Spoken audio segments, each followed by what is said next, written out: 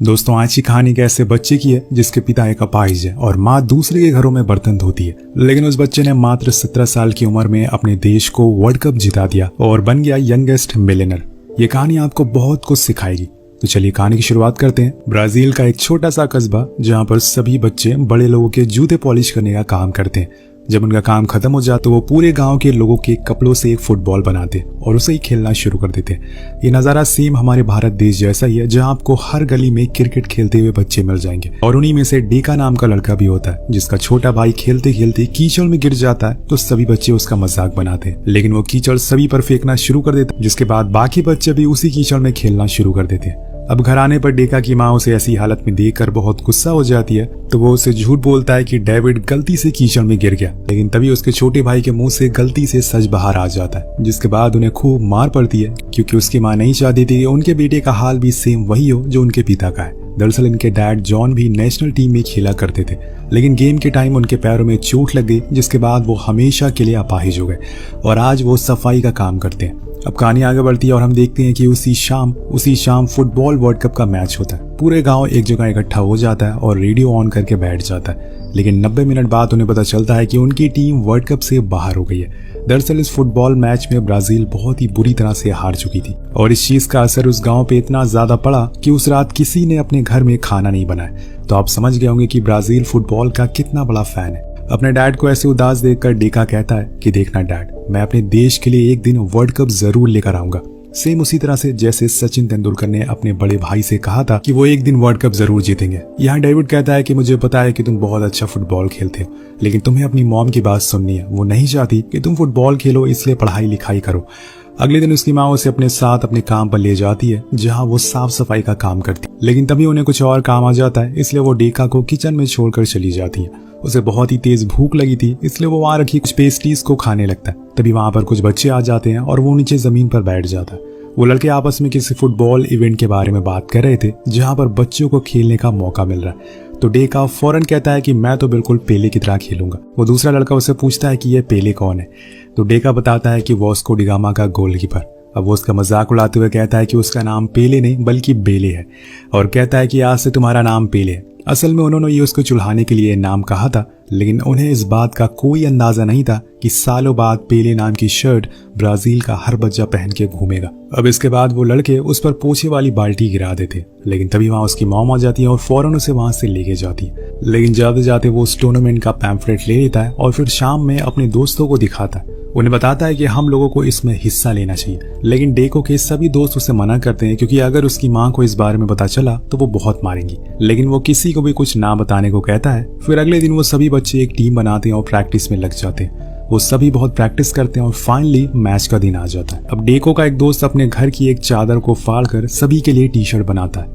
ताकि वो सभी एक टीम जैसे लगे। अब वहाँ पर हम उन लड़कों को भी देखते हैं जिनके घर में डेको की माँ काम किया करती थी। इन सभी के पास जूते नहीं थे खेलने के लिए, और ऐसे में फुटबॉल खेलना आसान नहीं होता, इसलिए डेको पास के खाने की फैक्ट्री से कुछ सामान चुरा लेता है और फिर उन्हें बेचकर अपनी टीम के लिए जूते ले आता है। लेकिन वो जूते किसी को भी फिट नहीं आते, क्योंकि वो पुराने थे। खैर उन्हें वो पहनना ही पड़ता है। अब मैच शुरू हो जाता है और स्टाफ के लोग कहते हैं कि शूलेस टीम के कैप्टन का नाम है पेले। ये सुनकर डेको आग बबूला हो जाता है, क्योंकि ये उन लड़कों की शरारत थी, उन्होंने उसका रियल नाम नहीं लिखवाया था। अब सभी खेलना शुरू करते हैं, लेकिन यहाँ शूलेस टीम कुछ खास प्रदर्शन नहीं करती। मैच के हाफ टाइम में किंग टीम ने 6 गोल मारे थे और शूलेस का सिर्फ एक ही गोल था, और इसकी वजह थी इनके जूते, जो कि पहनकर इन्हें खेला नहीं जा रहा था, क्योंकि उन्होंने हमेशा नंगे पैर ही खेला था। इसलिए अब सभी जूते उतार देते हैं और अपनी उसी फॉर्म में आ जाते हैं जैसे वो अपनी बस्ती में खेला करते थे। फिर होना क्या था दोस्तों, डेको एक के बाद एक गोल दागना शुरू कर देता है और सामने वाली टीम बस देखती रह जाती है। लोग पेले पेले कहकर चिल्लाना शुरू कर देते हैं, लेकिन वो डेको को चिढ़ा नहीं रहे थे, बल्कि उसे चीयर्स कर रहे थे। वो सभी उसकी फुर्ती देखकर हैरान थे। उन्हें उनका असली नाम नहीं पता था। अब मैच खत्म हो जाता है, लेकिन किंग टीम जीत जाती है। पर दोस्तों, यहाँ पर जितनी भी ऑडियंस थी, जितने भी लोग थे, उन सभी की जुबान पर पेले नाम था, क्योंकि उसका प्रदर्शन देखकर सभी लोग बहुत प्रभावित थे। अब डेको को इस नाम से कोई दिक्कत भी नहीं थी। उसके डैड भी बहुत खुश थे, क्योंकि वो भी वहीं मौजूद थे। लेकिन तभी डेको देखता है कि वो फैक्ट्री के लोग यहाँ आ गए जिनका सामान उन्हें चुराया था, इसलिए सभी भागना शुरू कर देते हैं और नदी पार करके एक गुफा में जाकर छुप जाते हैं। लेकिन इस समय तेज बारिश हो रही है और नदी का लेवल भी बढ़ गया, पर अगर वो बाहर निकले तो वो लोग इन्हें बहुत मारेंगे, इसलिए सभी छुपकर अंदर बैठे रहते हैं। लेकिन इतनी देर में वो गुफा ढह जाती है। फिर क्या, सभी के होश उड़ जाते हैं, क्योंकि एक उनका साथी अंदर ही फंसा रह गया था। अब डेको बहुत कोशिश करता है कि वो उसे बाहर निकाले, लेकिन उसकी मौत हो जाती है और ये सदमे का असर उस पर बहुत ही ज्यादा गहरा होता है। डेको अपने दोस्त की मौत का जिम्मेदार खुद को मानने लगा था और जब इंसान ऐसी हालातों में फंसता है तो वो सबसे पहले अपनी माँ के पास जाता है और सब कुछ उनसे बता देता है। यहाँ डेको ने भी यही किया, वो रोते हुए उनके पास जाता है और सब कुछ उन्हें सच बता देता है। तो उसकी माँ उसे गले लगाते हुए कहती है कि बेटा जिसको जाना होता है वो जाकर रहता है, फिर चाहे हम कितनी भी कोशिश क्यों ना कर ले। वो अपनी माँ से कहता है कि अब से मैं कोई फुटबॉल नहीं खेलूंगा, मैं बस पढ़ाई करूंगा और डैड के साथ काम पर जाऊंगा। इसलिए अगले दिन वो स्कूल जाने लगता है और जब घर आता है तो डैड के साथ वहाँ के होटल के टॉयलेट साफ करने में लग जाता है। लेकिन अभी भी उसके अंदर वो जुनून, वो जज्बा जिंदा था। लेकिन यहाँ हालातों ने उसके अंदर के पैशन को मार दिया था। आज भी हमारे देश में लाखों ऐसे लोग हैं जो सचिन और विराट से भी आगे निकल सकते हैं, लेकिन उनकी मजबूरी, उनकी जिम्मेदारियां ही उन्हें रोक कर रखती है। अब डेको के डैड को देख लो, एक समय पर वो ब्राजील के महान फुटबॉल में से थे, लेकिन आज वो टॉयलेट साफ कर रहे हैं। लेकिन उन्होंने अपने बेटे के अंदर खुद को पहचाना है, इसलिए वो उसे कहते हैं कि तुम्हें फुटबॉल नहीं छोड़ना चाहिए, तुम्हें और आगे जाना होगा। तब वहां से वो उसे एक आम के पेड़ को दिखाते हुए बताते हैं कि मैं जब तुम्हारी उम्र का था तो यहीं आकर इन आमों से प्रैक्टिस किया करता था, क्योंकि इसमें बैलेंस अच्छा बनता है। वो उसे भी ऐसा करने को कहते हैं, लेकिन डेको दिलचस्पी नहीं दिखाता और चला जाता है। पर एक दिन वो खुद के डैड को बेबस वॉशरूम में साफ सफाई करते हुए देखता है और ठान लेता है कि वो अपनी परिवार को गरीबी से बाहर निकाल कर रहेगा और इसके लिए उसे जितनी भी मेहनत करनी पड़े वो करेगा।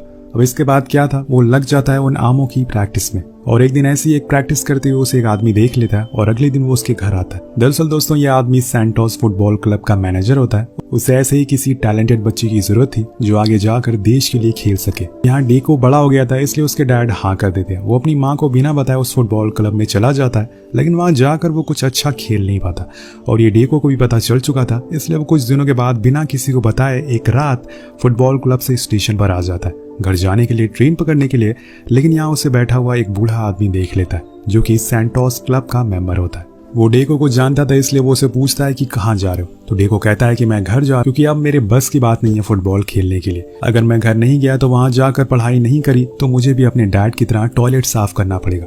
लेकिन वो बूढ़ा आदमी उसे एक किस्सा बताता है कि जब हमारे ऊपर ब्रिटिशर्स ने अत्याचार किया था तब एक जिंगा नाम का मार्शल आर्ट आया था जिसने सभी को लड़ना सिखाया और बाद में उसे फुटबॉल खेलने का भी अवसर मिला। उसने ढेरों कामयाबी हासिल करी, लेकिन कुछ सालों पहले जब ब्राजील वर्ल्ड कप के ग्रुप स्टेज से बाहर हो गया तो ब्राजील टीम ने जिंगा स्टाइल से खेलना बंद कर दिया, इसलिए वो हारी।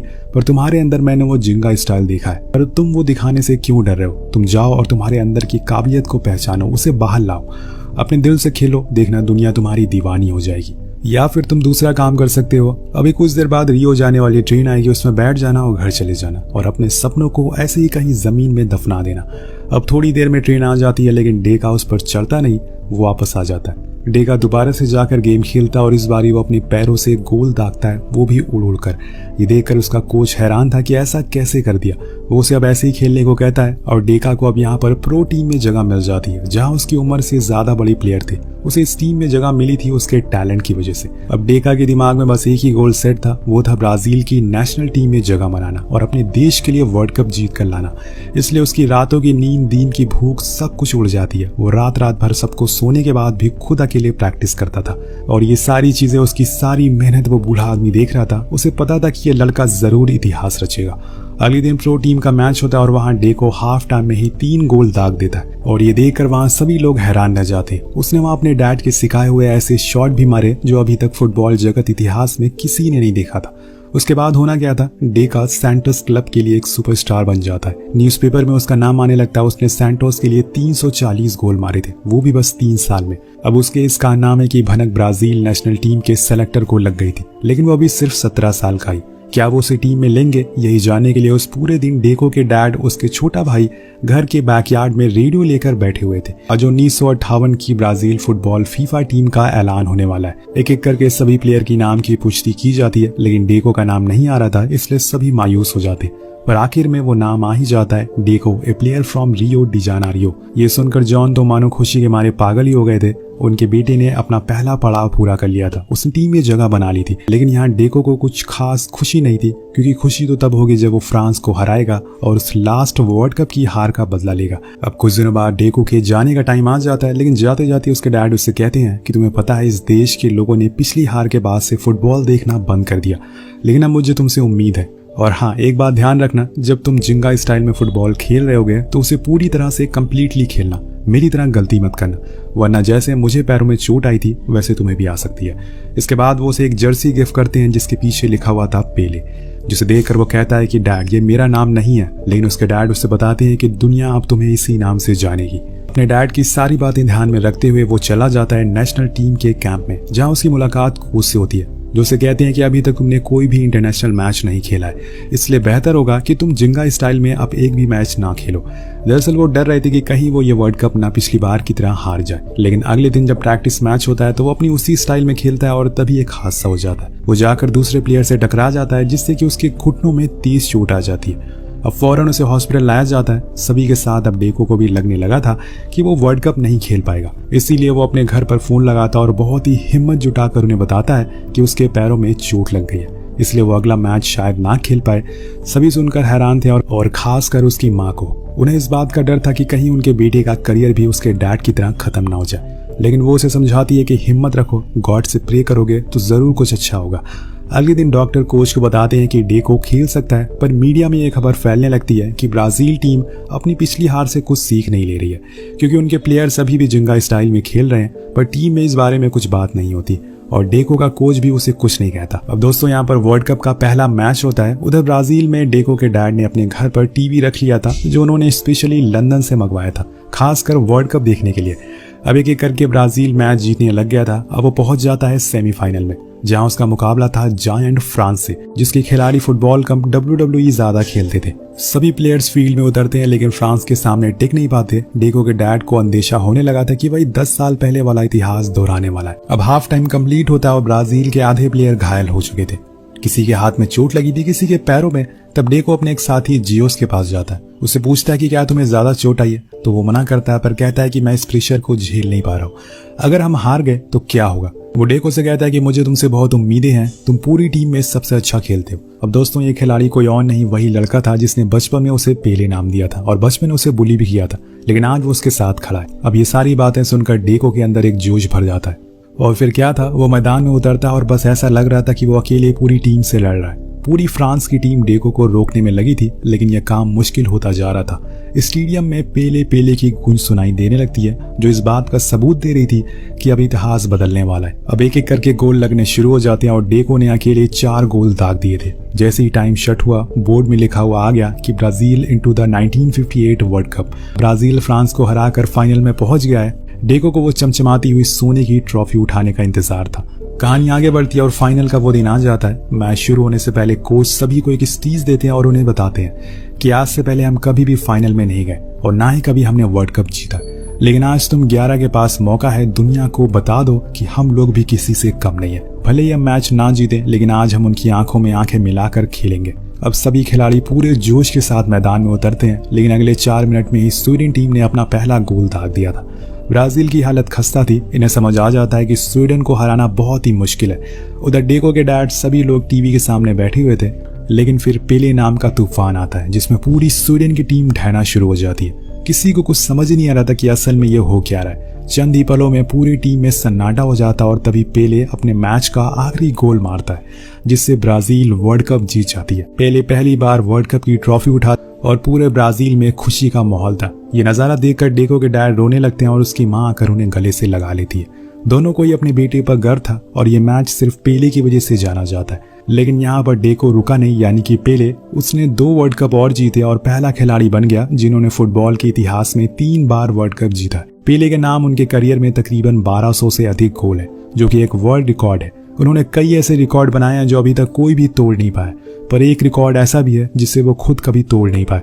वो था एक मैच में 5 गोल मारना, और ये रिकॉर्ड था उनके डैड के नाम। इसके बाद उन्हें कई फ्रेंचाइजी लीग भी खेलने का मौका मिला और उस समय उन्हें $2 मिलियन में साइन किया गया, जो बहुत ही ज्यादा पैसे होते हैं। उन पैसों से उसने अपने मॉम डैड के लिए घर लिया और इसी तरह से उसने गरीबी से निकलकर आसमान को छू लिया।